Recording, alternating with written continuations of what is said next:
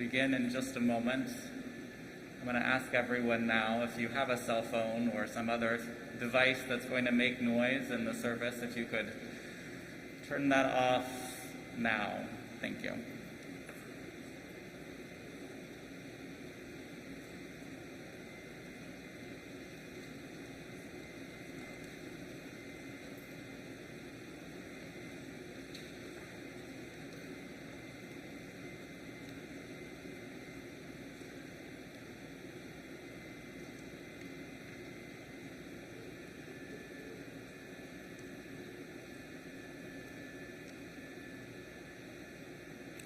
You may be seated.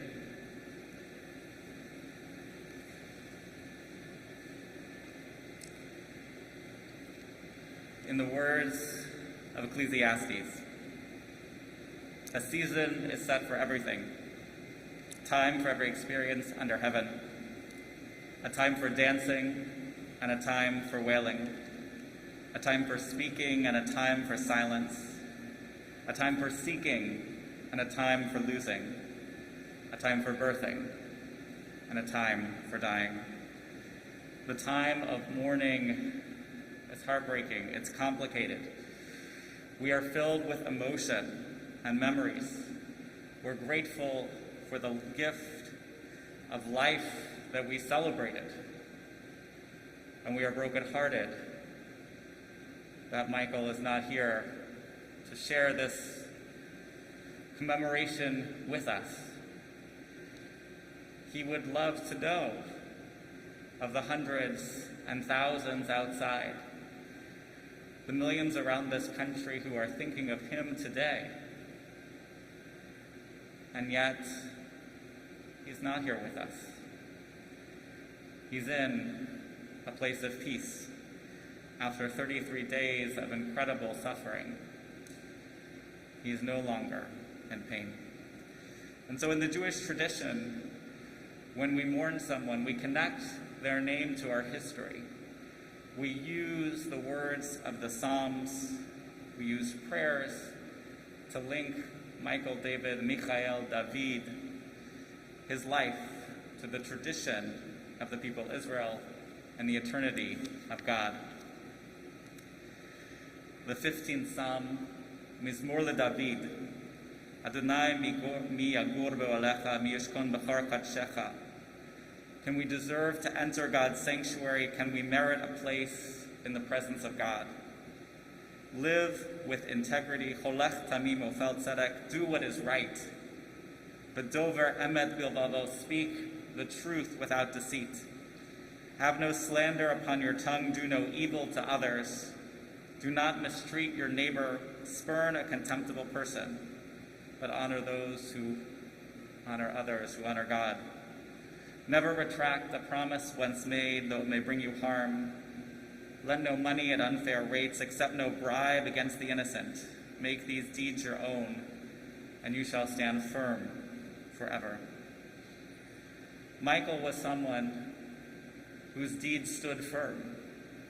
He was someone who would never accept a bribe against the innocent. He was someone who cared for the innocent.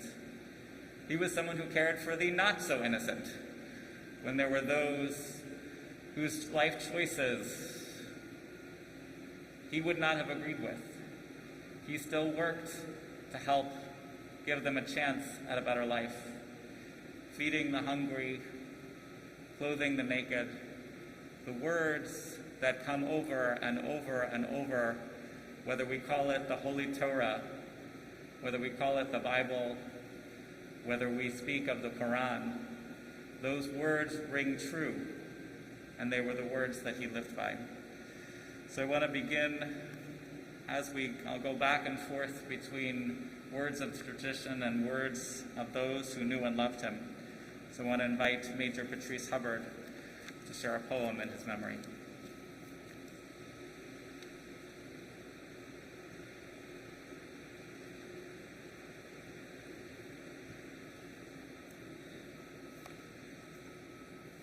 Good afternoon. A few days ago, Karen was looking for something, and she found the eulogy that Mike had given for her mother in 2007. She thought it was strange that she just found this, and then she believed that maybe it was meant to be read here today. I am humbled that she asked me to read this and proud to stand here and honor Mike, who was many things to many people, but to me he was a man with a big heart and someone that I'm proud to say is my friend.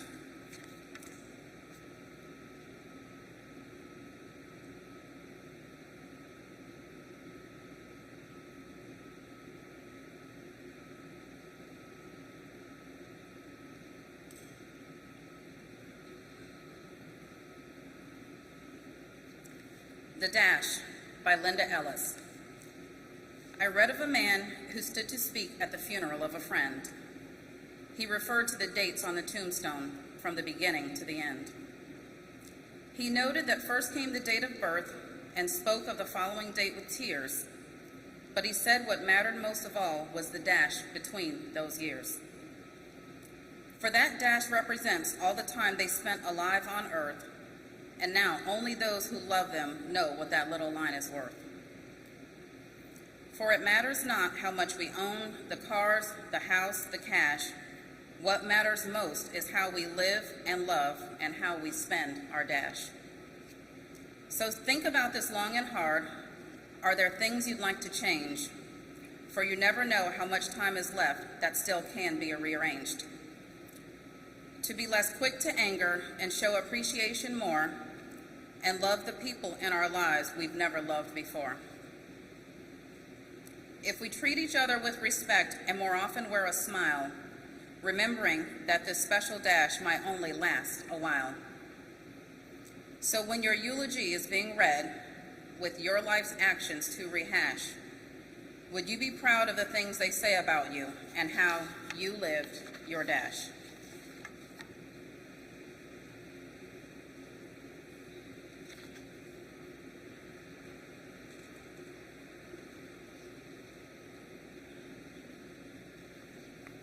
Thank you, Major. Mizmor LeDavid, Psalm of David. Adonai ro'i lo aksar. Bino deshen yarbitzeni al me menuchot yanchaleni. Nafshi yeshovev. Vanheni b'magle tzedek leman shemo. Gam ki elech b'geit salmavet lo irara yata imadi. Shiftecha. Umishantecha hema yanchamuni. Ta'arog shulchan neged sodorai. Tishanta bashemen rosi kosi revaya. Achtov v'chesed yodefuni kol yemei chayai. V'shavti b'veit Adonai le'orech yamim. And I'm going to ask you to help me with that translation. I put it just inside your program. Please read with me. The Lord is my shepherd. I shall not want. The Lord makes me lie down in green pastures and leads me beside the still waters. God restores my soul, guiding me in straight paths for God's name's sake. Though I walk through the valley of the shadow of death, I will fear no evil, for you are with me. Your rod and staff comfort me. You prepare a table before me in the presence of my enemies. You've anointed my head with oil, my cup runs over. Surely goodness and mercy shall follow me all the days of my life, and I shall dwell in the house of the Lord forever. So those who have heard me at a funeral, I'm going to repeat a line I've shared before. The line about the rod and staff is one that gets me every time. And it took me years and years to find something. What is it about God's rod and staff that is supposed to offer me comfort? But in the ancient world, the rod and staff are your car keys. The rod and staff is your wallet. The rod and staff is your cell phone. The rod and staff is the sign that you're going outside to walk the dog. You're not going outside and going for a long journey. God leaving the rod and staff is saying, honey, I'm taking a walk around the block. I'll be home in a few minutes. And so the rod and staff comfort us because they say to us that in our time of trouble, in our time of loss, God is not far away. God is not in some place where we can't hear them and they can't hear us, but that God is with us, and the only thing we have to do is call out. So I want to invite now Sergeant Michael Shad, who has known him as a co-worker and as a friend.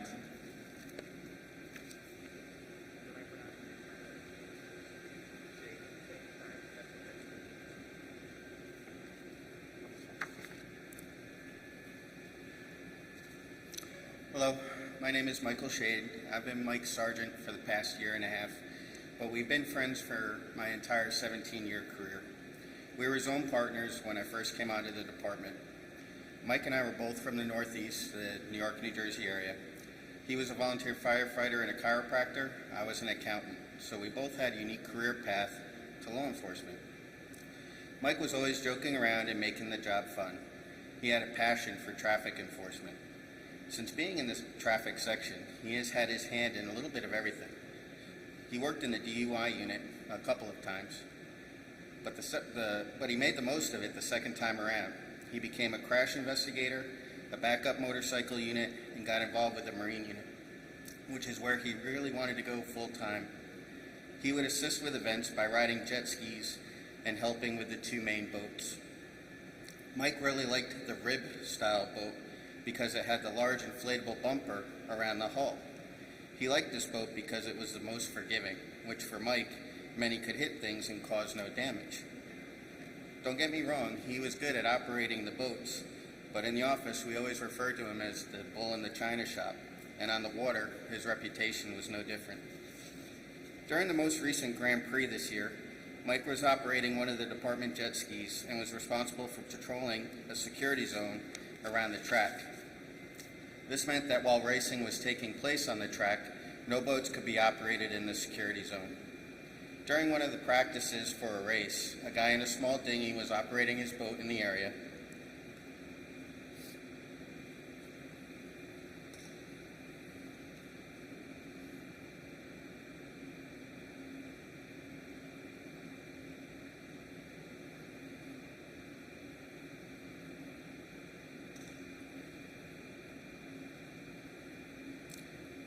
So Mike observed a guy riding a boat in a secure area of the race. So Mike literally raced into action. He went full throttle towards this dinghy. Unfortunately, Mike misjudged how close he was to the dinghy and how fast he was going. So he put the ski into a dramatic sliding stop. The problem was this created a large wall of water that completely soaked the poor guy. Being the consummate professional that Mike was, he gave the guy a couple seconds to catch his breath and keep his dinghy from turning over, and simply said, "Sorry," and went right into his lecture about operating boats in a secure area while the track was hot. The guy looked at Mike, who was completely soaked, and said, "I was just trying to get some beer." Mike nodded and stayed professional and escorted the guy back to his yacht. As good as his story is, the end is what really makes Mike a special person. When our assignment was done for the day, he went and got the guy a 12-pack of beer and walked it to his boat. That was Mike, a bull in the china shop, but the kindest heart out there. While in the office, Mike was the first one in every morning. He claims it was to work out, but we could never confirm that. I would come in and we would both say, "Good morning, Michael," to each other. But Mike always liked to sit in the dark working on his computer. I would turn on the lights, and he would give me that wise cough look, but he added the squint for emphasis, and then we would begin our day. We always liked to tease Mike when Karen would call him in the morning because he had, like for all of us, a unique, special ringtone. It was the Darth Vader Star Wars theme, you know the one.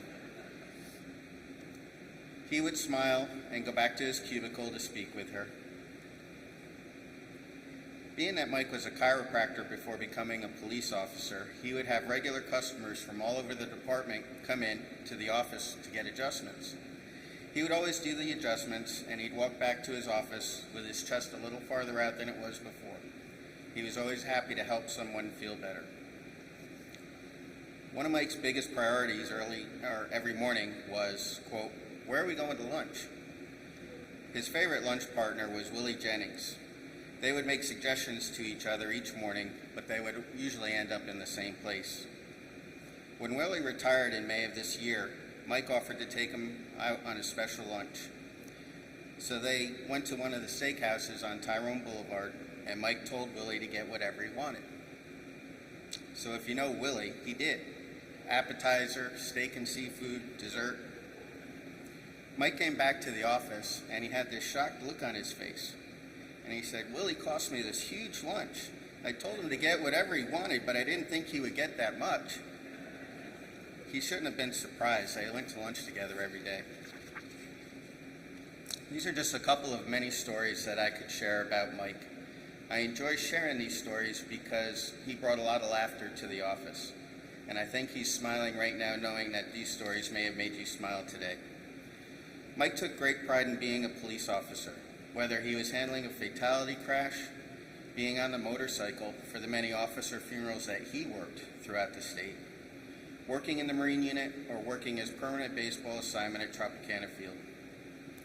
He would help anyone with anything. He balanced his work life and his family life and tried to make the most out of both. Mike made a positive impact on this department and on this city. He was a great cop,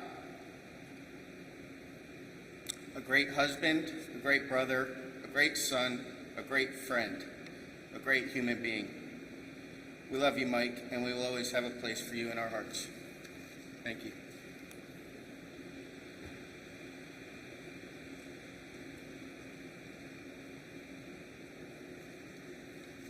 Thank you, Sergeant. From the 34th Psalm. Lechubanim, Shimuli, come my children, and listen carefully, and you will learn what it means to fear God. Mia'ish hachabetchaim, who is one who is eager for life and desires years of good fortune? Guard your tongue from evil, your lips from deceitful speech. Shun evil and do good. Seek peace and pursue it. Michael was someone who's devoted his life to seeking peace. He was someone who devoted his life to caring for others, to his family, and to his loved ones, to his friends, to each and every one of you that is here. To each and every one of you that is in this room, to each and every one of you that is standing outside, listening in a car, watching wherever you are. He cared for you. He cared for this city. And while it wasn't the place he was born, St. Petersburg became his home, as it has for so many of us who found our way from New York and New Jersey and Ohio and all the other, all those other colder states. But he found in this city a spirit of loving kindness. In Hebrew, we would speak of acts of gemilut chasadim, of loving kindness. And the choices that he made over the course of his life were ones to bring loving kindness into this world. So he was one who guarded his tongue. He was one who was an incredible listener, who people knew they could talk to and he wasn't going to blab it around, who people knew that just by seeing the smile on his face, the way he looked at you, that you could trust him. Not everybody has that. That is a gift and a skill. And he had both the gift and the skill. He cultivated listening. But he was blessed with that root, that seed that he was able to grow. I want to invite Phil Green to share some reflections as a friend.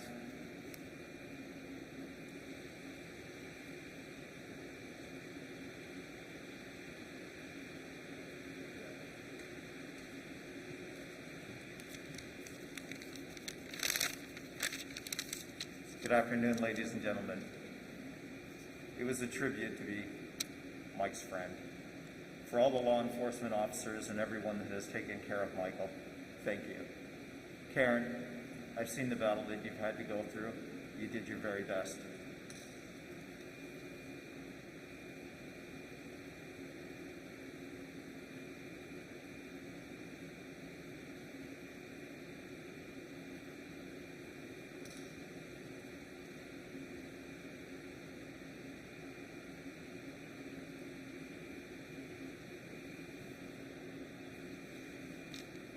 A tribute to my friend Mike. Deeds, not words, come to mind whenever I think of Mike. A devoted husband, son, brother, an amazing friend to all. Such a wonder to be around. A true humanitarian, chiropractor, medic, firefighter, and police officer who will always be remembered while anyone has ever been around Mike. If you were lucky enough to get that sideways grin when he was explaining some crazy thing that happened, expect tears of laughter, and it was often with Michael. And there was plenty who had that experience with him. He always had a smile no matter what. A rare individual in all respects. I can't even explain how many times he told me how many lives he had touched, and so many stories of the lives that he didn't tell us about that he had changed for individuals. Your memory is eternal to us. Rest in peace, my brother. God bless you, sir. From us lesser men, Tango 5, you are home now. Thank you.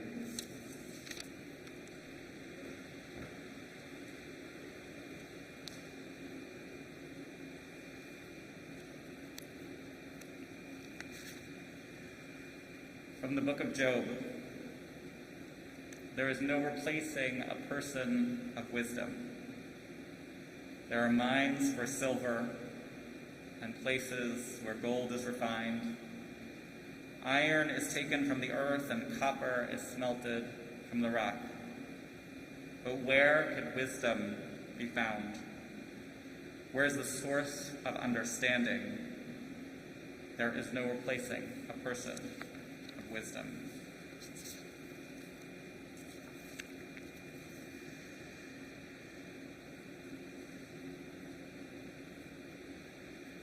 In Pirkei Avot, in the wisdom of our fathers and mothers, Rabbi Tarfon taught 2,000 years ago,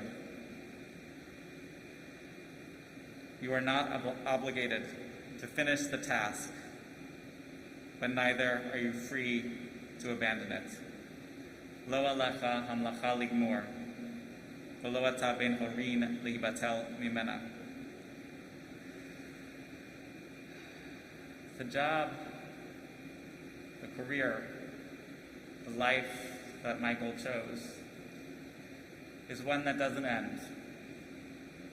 There's weekends and nights, there's on-calls and all sorts of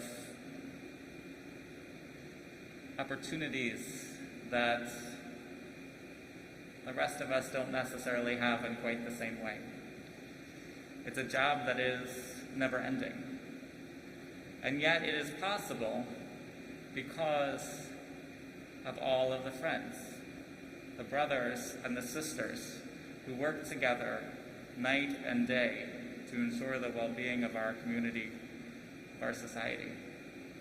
Lo alecha hamlacha ligmor. You cannot complete the task, but it doesn't mean we don't try. And in Michael's life, it took him a little trying to find the task he was working on. We heard of his life as a chiropractor, as an EMT, as a firefighter, until one day he said to Karen, I'd like to move to Florida and join the St. Petersburg Police Department. And there he found a task.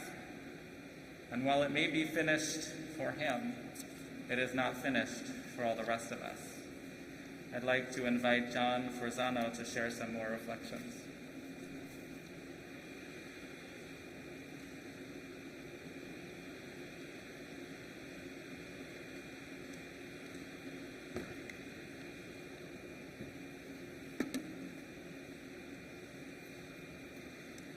I would like to say that Mike was a friend of mine, and he was a friend to everybody here. I know that he loved doing what he did because he talked about it often. He loved all of you, all the fellow officers, more than you know. He would just love going to his work. And Sergeant, you're right, he loved being on the water. He really enjoyed that very much. I'm just so sorry, Karen, for all of our loss, especially yours. I know what a great guy he was, and I asked him in today's world, why would you want to continue to be a police officer? And he told me, because I make a difference. And he did make a difference. And it just affected everybody on both sides of the coin that he talked to, I'm sure. He loved training. He would talk about the other officers, the younger officers that he would train when they were doing the DUI, when they would do anything. He just loved teaching. He loved knowledge, reading books.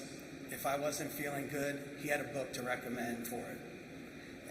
Whatever you did, he supported you. He never judged. He only offered the help. You can't ask for more than that in a friend. I just want to say he lived his life the way he wanted to. And I'd like to read a poem by Chief Tecumseh, written back in the 1700s. He was part of the Shawnee tribe.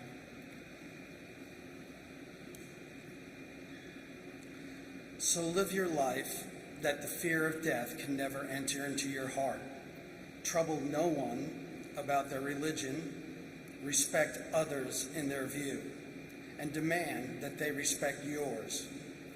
Love your life, perfect your life, beautify all things in your life. Seek to make your life long and its purpose in the service of your people.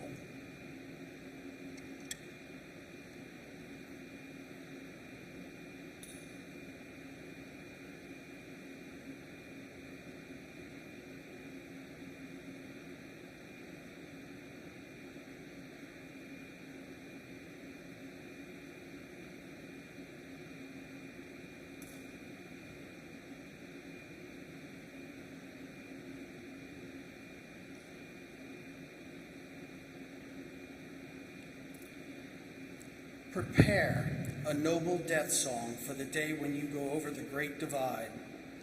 Always give a word or a sign of salute when meeting or passing a friend, even a stranger when in a lonely place.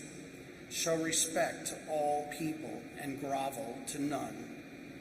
When you arise in the morning, give thanks for the food and for the joy of living.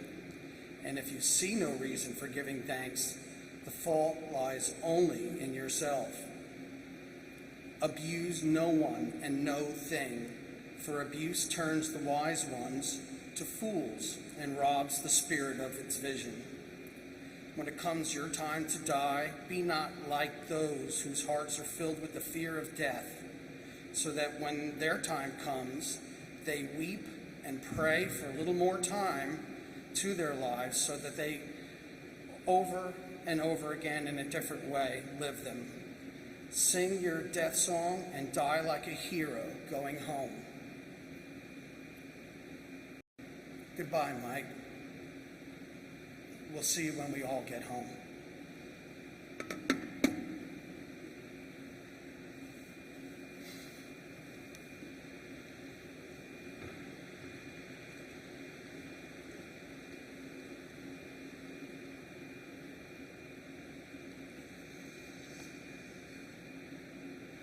Also from Pirkei Avot, Ezechu mechubad, mechabed et habriot. Who is one who is honored? The one who honors others. And this is the life that Michael lived.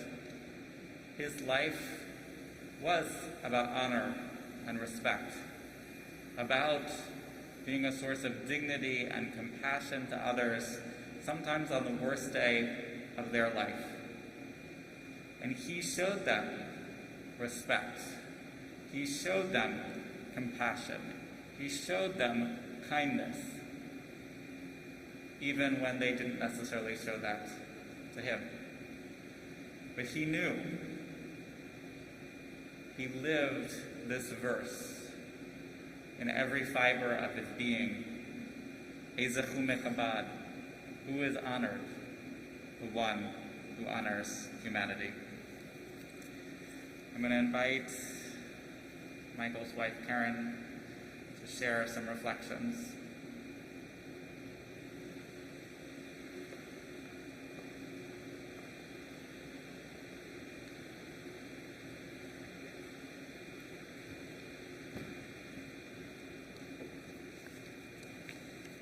Hi everyone, I'm Mike's wife Karen, and I'd like to share my reflections of my husband, best friend, and soulmate. Mike has always been a humanitarian. He's been an EMT, a lieutenant in the fire department, a doctor, a chiropractor, and a police officer, and known to many as Doc. Mike chose to go to 911 to help firefighters and search and rescue teams and their dogs. He never told anyone and cried like a baby in my arms when he returned. Duty, decency, reliability, honor, dignity, and respect. These are all qualities that Mike not only held high in esteem, but practiced every day during his time on earth. My backbone, strong, great friend, and funny were words used to describe Mike. And he was all of that and more. Today I finally grasped the unexpected things are always going to happen in life. I've had to realize the only control that I have is how I choose to handle the unexpected. On this day, I've decided to survive through Mike's legacy, using his wisdom, courage, humor, and grace, and carry out his dreams. Mike and I shared many deep conversations about his job and the inherent risk that were part of his daily life. He would often say to me, when it's your time, it's your time. This was not Mike's time. He made a risky decision not to vaccinate like so many others. I've watched a very strong mental and physical, healthy man suffer through a very long and agonizing illness over the course of 28 days that ultimately resulted in his death. Mike had always had a keen sense that there was a coronavirus and never debated that fact. He remained steadfast in his beliefs that he did not know what was in the vaccine. Mike wished he had been vaccinated when the virus became too much to bear, and we cried together and prayed. I shared that no one who is unvaccinated has caught this strain, Delta, Delta Plus, or any of the new strains or mutations that are evolving, or you wouldn't be here today unvaccinated. The virus is lethal. You do not want to take this battle on. I promise you it's grueling, dangerous, and it will destroy you. The survival rate is 0. Mike, the moment that you left me, my heart split in two. One side is filled with our memories together. The other side died with you. I often lay awake at night when the world is fast asleep, and I take a walk down memory lane with tears rolling down my cheeks. I feel you alongside me, and remembering you is easy. I do it every day, but missing you is a heartache that's never going to go away. I hold you tightly within my heart, and there you will remain. My life will never be the same until we're together again. I love you more than life itself. I love you. That's all I know to say, but in my heart, it's everything. Thank you.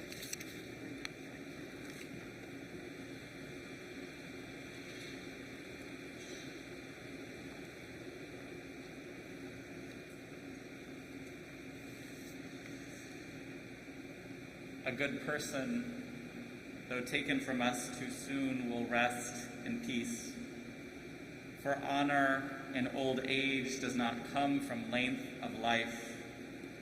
Honor in old age does not come from length of years.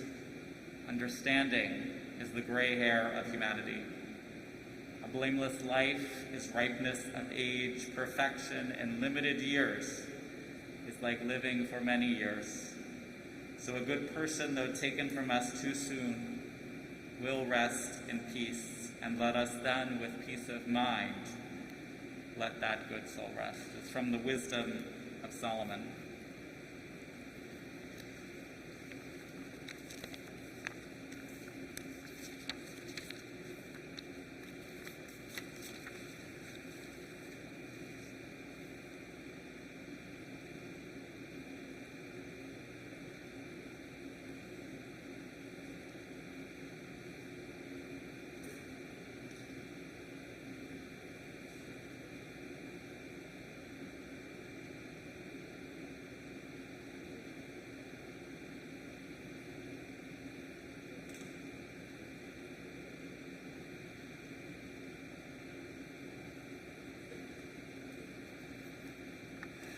Today, we are gathered to remember Michael David Weisskopf, Michael David Ben Nachum, born in the Bronx to Lois and to Norman, brother to Daniel, husband to Karen.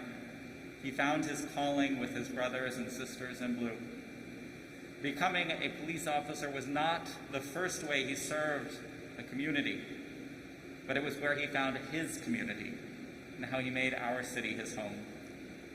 As a volunteer police chaplain who started right before the COVID-19 pandemic, I did not have the opportunity to know Michael well, but our few brief interactions at headquarters were positive and kind, and every time I saw him, he was smiling. Today, we've been privileged to hear from those who knew him better, from the love of his life, from his friends and colleagues. And the words I share now come from the conversations that I had with Major Patrice Hubbard and Mike's partner, Karen. Together, they painted a picture so vivid, I felt like I'd known him all my life. You know, in Yiddish, we call someone who is genuinely kind and compassionate, a decent human being, a mensch. In German, that just means man. But in Yiddish, there's a lot more to it. Mike was a mensch. He always had a kind word for people. He had a sense of humor that kept many in stitches. He was willing to go above and beyond to care for those he met. When he was a chiropractor and a firefighter, an EMT in New Jersey, he'd go back to homes of those in need to help them after a call. He trudged through snow to bring food or clothing, even dog food, to families in need. And the devotion that he showed to patients was incredible, and they shared it right back with him. Ezechum mechubad, the one who is honored, the one who honors others, others bring honor to. When he told a patient who was a travel agent that he and Karen were going to go get married by a justice of the peace, she sent them to Jamaica instead. For a couple that was too devoted to their work caring for others to even take a few days off, this was an incredible presence, not just the travel, but the shared vacation, the time to be there only for one another. Michael was a mensch. When he found his way to St. Petersburg, the same loving kindness, the same desire to do good that he shared in all those other roles was revealed as a police officer. Whether working the traffic section or as a traffic homicide investigator or even escorting fallen brothers and sisters as part of the motorcycle unit, he exercised his job with responsibility, precision, and respect. Once again, he supported those in need quietly and without fanfare. He kept car seats and toys in his trunk so that they would always be available in a time of need. On the Jewish calendar, next Monday night is Rosh Hashanah, and just a week later is Yom Kippur. These are two of the holiest days on the Jewish calendar. The New Year and the Day of Atonement are times when we reflect on our mortality, reflect on the choices that we have made, reflect on the lives that we are living. We do cheshbon hanefesh, an accounting of our souls.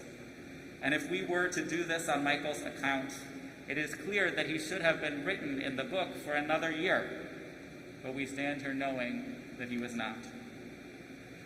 Michael was the third, and there's now been another, the fourth officer, law enforcement officer in the state of Florida this week to die of COVID-19. COVID-19 is the leading cause of death among Leos nationwide for 2020 and 2021. The leading cause. Those who put on the badge know that every day is a blessing. But this COVID curse is mostly preventable. Right now it is the curse of the unvaccinated. Every day you put on your badge. For many of you, you put on a gun. You wouldn't walk around without ammunition for that weapon. You put on a vest, and you wouldn't go into a dangerous situation without wearing a vest. Get your vaccine. That's your vest. The vaccine is not 100% effective, but it's 99% effective at keeping you from dying. 99%. That's pretty good. If I bought a lottery ticket with 99% chance, I'd be pretty happy with that. There are breakthrough infections. You can get sick, but you're probably not going to die if you get the shot. When Karen was in the ICU, if we were having this conversation a year ago, and Karen, God forbid, was in the ICU, the people in the ICU were generally much older than Michael. But now, that's not what's in the ICU. You can't call an ambulance in this city right now without too long a wait. Right now in that ICU are people in their 30s and 40s and 50s, young, healthy people without major complications, until this insidious disease finds its way into their body. And Karen shared with me the journey of other spouses and families who she saw every day at the hospital, and she was lucky. Not every hospital lets people into the COVID ward. Karen's vaccinated. She was around him 24/7 before he was hospitalized. She's not, thankfully, sick. She's sitting right here with us. Karen had been working for months to convince Michael to get his vaccine. And like many, he was unsure. And after getting sick, he was ready to do it, but it was too late. So I stand here brutally honest. We should not be here today. We should not be here today. We should not be mourning this mensch, this good man, this upstanding officer. This is an unnecessary tragedy. This is a preventable tragedy. In the Tampa Bay Times yesterday, there was an article from a respiratory therapist named Karen Gallardo, and she talked about the experience of those who made their way to the ICU with COVID-19. Stage 1, you've had debilitating symptoms for a few days, and it's so hard to breathe. You go to the ER. I'm squishing, I'm simplifying, I'm not sharing the whole thing. Open the paper yesterday, read the article. Stage 2, it's harder and harder to breathe. The phrase that comes over and over and over again is people speak of it as if they're drowning. That trying to breathe is like trying to breathe underwater. Now, Michael loved the water, but nobody wants the water in their lungs. By stage 3, you're exhausted. From hyperventilating, you cannot get oxygen. Your breath becomes more labored, and the oxygen content in your blood is critically low. They prepare to intubate you. And if you're able and there's time, they'll suggest a final phone call, because there's no idea whether or not after that intubation you'll be waking up again. They connect you to a ventilator. They put tubes in places you don't really want tubes.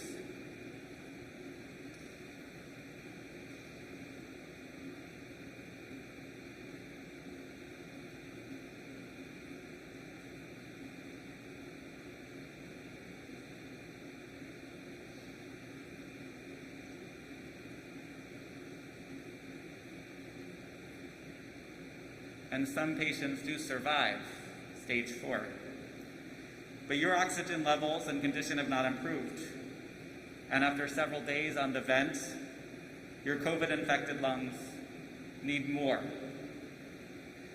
So they prepare to open your lungs. The pressure that it takes is so high that your lungs leak. And then you need another tube to get the air out of your chest cavity. Your kidneys start to fail as the byproducts from the drugs they're continuously giving you. Your body swells from fluid retention, and you need dialysis. Your weakened immune system makes you susceptible to infection.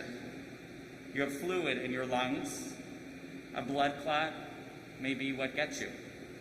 If your blood pressure drops critically, your heart may stop. And after several rounds of CPR, your pulse and circulation might return, but your family is faced with the most challenging decision of all. Because at stage 7, after several meetings with the palliative care team, they may be forced to decide to withdraw care.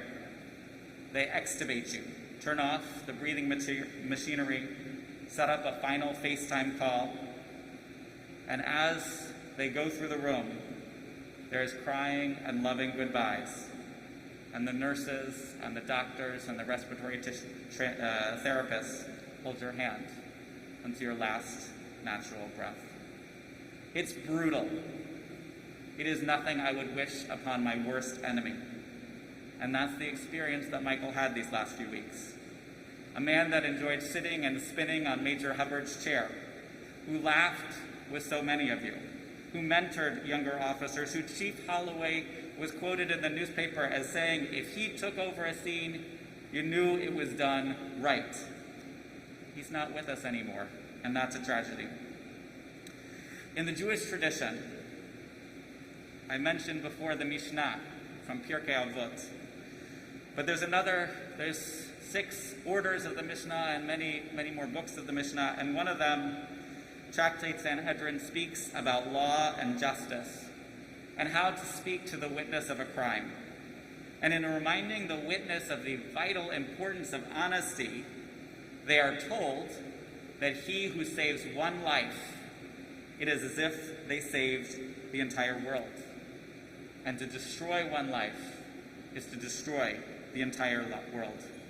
Over the course of Michael's life, there are so many lives he saved, so many worlds that he created, so many worlds that he ensured had real possibility. And it's awful, it's tragic, it's terrible, it is wrong. It is just wrong that we are sitting here today. So outside there's a vaccine clinic. And the Department of Health will be there to 2:30 this afternoon. And if today until 2:30 doesn't work for you, you can walk into any Publix, CVS, Walgreens, practically any drugstore in this country and get a shot. Get that vaccine for Michael. Get that vaccine for your wife, for your husband, for your children. Get that vaccine for your parents.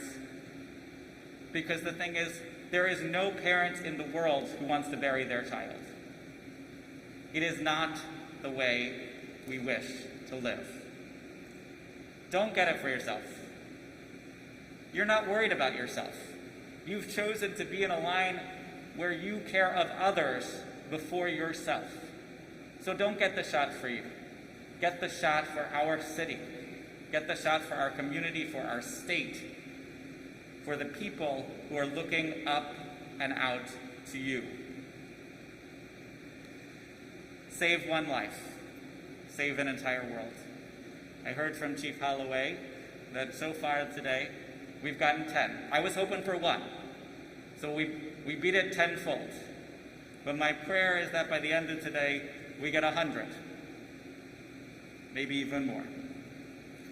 So if you're not getting that shot because of fear of some unknown side effect or what's in it, if you eat a hamburger or carry around a cell phone, you've already had everything that's in it, and you're already being tracked by the government.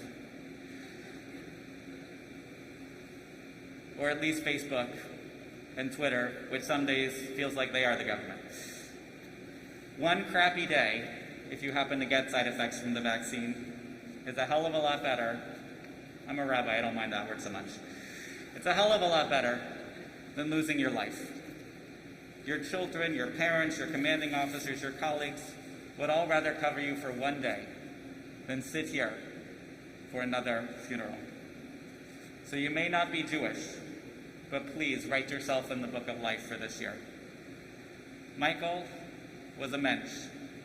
He was a man who loved his late father, Norman, his mother, Lois, his stepfather, Melvin, his brother, Daniel, his dogs, Rocky and Harley, but most of all, he loved his wife, Karen, of nearly 19 years. They loved to barbecue, to play cornhole, to go cycling on the Pinellas Trail. Mike was a phenomenal listener, a master of the English language, a writer. He was not a judgmental person. He was aware of his surroundings. He was cautious. He was a man I would have enjoyed to have had the opportunity to ride my bike with, and I'm sorry I didn't get that chance. So in the Jewish tradition, we pray that someone's memory be a blessing, and I pray for each and every one of you that you will emulate Michael's positive actions in this world, that you will open your heart and you will do good, that you will share his desire for service. And for goodness sake, if you haven't gotten a vaccine, please, please do. Save your life and save an entire world.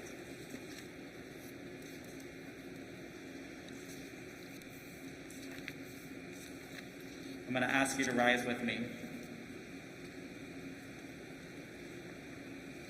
El Malerachamim, Shochen Babromim,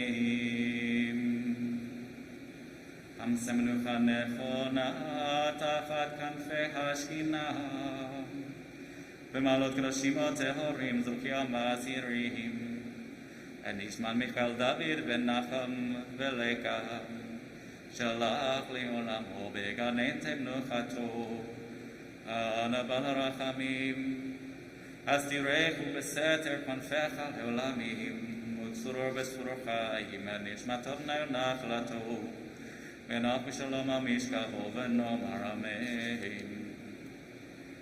Exalted, compassionate God, grant infinite rest in your sheltering presence among the holy and pure to the soul of Michael David, who has gone to his eternal home. Merciful One, we ask that our loved one find perfect peace in your eternal embrace. May his soul be bound up in the bond of life. May he rest in peace, and let us say, Amen. And those of you who are familiar with the words of the Kaddish, I'll invite you to join with me. We praise God, Yitzgadal, V'yitkadash, Shemei Rabam, V'yalma Divrach Rutei, V'yamlech Malchutei, V'chayechon, V'yomechon, V'chayei Zechol Beit Yisrael, V'agala V'zman Kariv, V'yamru, Amen. Yehesh Shmei Rabba Mevorach, Leolam Olomei Olmaya. Yitbarach, V'yishtabach, V'yitpa'ar, V'yitromam, V'yitnaseh. V'yitadar, V'yitalev, V'yitalal, Shmei Dikudsha, V'richum. La'ela min kol berchata v'shirata, tishbechata v'nechemata, damiran v'yalma v'yamru, Amen.